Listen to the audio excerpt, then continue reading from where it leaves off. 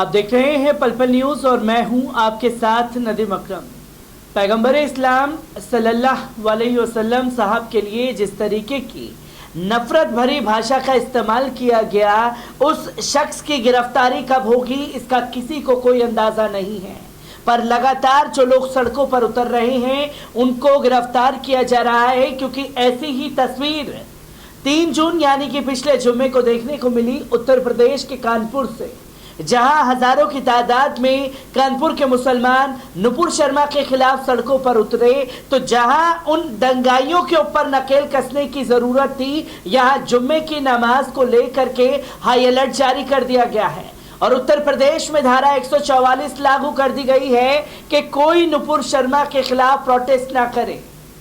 किस तरीके से चप्पे चप्पे पर नजर उत्तर प्रदेश पुलिस द्वारा रखी जा रही है और धारा 144 लगा करके मस्जिदों के आसपास जो है काफी भारी पुलिस बल तैनात किया गया है, जिसकी तस्वीरें लगातार सामने आ रही हैं। किस तरीके से गाइडलाइंस जुम्मे की नमाज को लेकर के उत्तर प्रदेश प्रशासन द्वारा बनाई गई है और तमाम मुस्लिमों का इसको लेकर के क्या कुछ कहना है, एक बार इस पूरी रिपोर्ट पर नजर डालते हैं। आपको बता दें कि कानपुर में 3 जून को हुए दंगे के बाद शुक्रवार को जुम्मे की पहली नमाज हो रही है। कानपुर में धारा 144 लागू है। हिंसा प्रभावित क्षेत्र के चारों तरफ 3 किलोमीटर के दायरे में 5000 से ज्यादा पुलिस फोर्स तैनात है। शहर के सभी नमाज स्थलों पर सुरक्षा के पुख्ता इंतजाम हैं। बेकनगंज के 3 किलोमीटर के दायरे में 9 कंपनी पीएससी में 800 जवान, 3 कंपनी आरएएफ के 375 जवान, 7 कंपनी क्विक रिस्पांस टीम में 75 जवान और पुलिस के 3000 जवान सुबह से ही फ्लैग मार्च कर रहे हैं। सड़क के अलावा सोशल मीडिया पर भी नजर रखी जा रही है, जिसके चलते कोई भड़काऊ पोस्ट ना कर सके। इसी के साथ साथ आपको बता दें कि यतीम खाने की जुम्मे की नमाज 12:30 बजे होगी। इसके लिए नमाजी धीरे धीरे पहुंच रहे हैं। 3:30 बजे एक्सप्रेस रोड मस्जिद पर आखिरी नमाज होती है। ये 3 घंटे कानपुर पुलिस के लिए चुनौती भरे हैं, जिसमें पुलिस सबसे ज्यादा अलर्ट रहेगी। आम दिनों की तुलना में संवेदनशील इलाकों में तनावपूर्ण शांति सुरक्षा बल तैनात है। घरों के दरवाजे पूरी तरह बंद हैं। लोग खिड़की से झांक रहे हैं। सभी ऊंची इमारतों पर छतों से निगरानी रखी जा रही है। सादे कपड़ों में जगह जगह पुलिस तैनात की गई है। सिविल डिफेंस और पीस कमेटी के लोग भी तैनात है। बैटरी रिक्शा पर लाउड स्पीकर लगाकर अनाउंसमेंट लगातार की जा रही है। सोशल मीडिया की हर पोस्ट की मॉनिटरिंग हो रही है। इसी के साथ साथ आपको बता दें कि जब तमाम देशों से फटकार पड़ रही है, लोग सवाल पूछ रहे कानपुर हिंसा को लेकर के, जो खाड़ी देशों से सवाल उठे, तो एक हरकत की गई। वो हरकत ये थी, बीजेपी आईटी सेल के लोगों द्वारा एक भड़काऊ पोस्ट डाल दिया गया, जहां जमीयत उलमाए हिंद को बदनाम करने की कोशिश की गई, जहां ये बताने की कोशिश की गई कि मुसलमानों की तरफ से भारत बंद का कॉल किया गया है। मुसलमानों की तरफ से भारत बंद की कोई कॉल नहीं की गई है, जिसमें सांप्रदायिक माहौल सोशल मीडिया के जरिए कुछ शरारती तत्व भड़काने की कोशिश कर रहे हैं। क्योंकि दुनिया में जिस तरीके से हुकूमत की भदपिटी है, उसकी तस्वीरें देश और दुनिया के सामने हैं।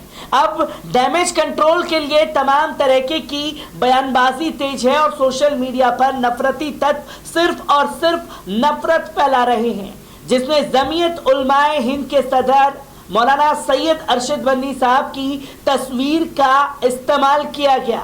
इसको पूरी तरीके से सिरे से खारिज कर दिया और माहौल खराब करने वाला पोस्ट बताया। इसी भी सोशल मीडिया पर एक बार फिर से जमीयत उलमाए हिंद, यूपी, एआईएमआईएम समेत संगठनों की ओर से भारत बंद का लेटर सोशल मीडिया पर वायरल होने लगा। ये देखते ही अफसरों के हाथ पांव फूल गए और सुरक्षा बढ़ा दी गई।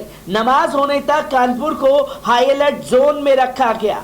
पुलिस ने वायरल मैसेज का खंडन करते हुए कहा कि अफवाहों पर ध्यान न दें। जुम्मे की नमाज के बाद बंदी नहीं रहेगी। इसके साथ ही शहर की सभी मस्जिदों पर सुरक्षा की व्यवस्था की गई है। देर रात तक नई सड़क, चमनगंज, मूलगंज, बेकनगंज समेत अन्य हिंसा प्रभावित क्षेत्र में पुलिस गश्त करती रहती है। कानपुर में 3 जून को जुम्मे की नमाज के बाद से ही पुलिस अलर्ट दिखाई दी। इधर अफसरों ने जुम्मे की नमाज को शांतिपूर्ण करने के लिए मौलाना हिंदू धर्मगुरुओं के साथ बैठक की संयुक्त पुलिस आयुक्त आनंद प्रकाश तिवारी ने ये कहा कि तमाम धर्मों के लोगों का कानपुर में हमें सहयोग मिल रहा है और सिर्फ कानपुर में ही जुम्मे की नमाज को लेकर के हाई अलर्ट जारी नहीं है, बल्कि पूरे उत्तर प्रदेश में जुम्मे की नमाज को लेकर के धारा 144 लगा दी गई है। कानपुर में जुम्मे की नमाज से पहले ही धारा 144 लागू कर दी गई। कानपुर पुलिस कमिश्नर ने दंगा नियंत्रण स्कीम भी लागू कर दी है। इससे पुलिस फोर्स 24 घंटे अलर्ट मोड पर रहेगी। शहर को 5 जोन में बांटा गया है। कानपुर पुलिस कमिश्नर ने 125 संवेदनशील पॉइंट्स चिन्हित किए हैं। 150 गलियों पर पैनी नजर रहेगी। Police commissioner, joint CP law and order, joint CP मुख्यालय अलग अलग क्षेत्रों में लगातार हालात का जायजा ले रहे हैं। आपको बता दें कि कानपुर पुलिस कमिश्नर विजय सिंह मीना ने कहा है, यदि कोई अराजक व्यक्ति खुराफात करने की कोशिश करता है तो उसको उसी की भाषा में जवाब दिया जाएगा। किसी भी खुराफाती को बख्शा नहीं जाएगा, चाहे वे कोई भी हो, किसी भी धर्म जाति का क्यों ना हो। उसको तत्काल गिरफ्तार करके जेल भेजने का काम किया जाएगा। जो कि कानपुर से जुम्मे की नमाज को लेकर के तस्वीरें सामने आई।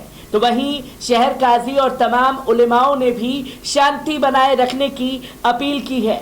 आपको बता दें कि नई सड़क पर भड़की हिंसा के बाद इस बार उलेमाओं की अपील जारी की गई है। शहर काजी मुफ्ती साकिब अदीब मिसबाही ने शांति बनाए रखने की अपील की है। उन्होंने कहा कि नमाज पढ़कर अपने अपने घरों और दुकानों में जाए, अफवाहों पर ध्यान न दे। जुम्मे किसी तरह की कोई बंदी का ऐलान नहीं किया गया है। अमर उजाला खबर ने ये सूचना दी कि खबरों के अनुसार उन्होंने कहा कि जरूरत नहीं है कि प्रदर्शन किया जाए। बेकनगंज के रूपम चौराहे पर हुई प्रेस वार्ता में शहर काजी ने कहा कि हालात सामान्य हो रहे हैं।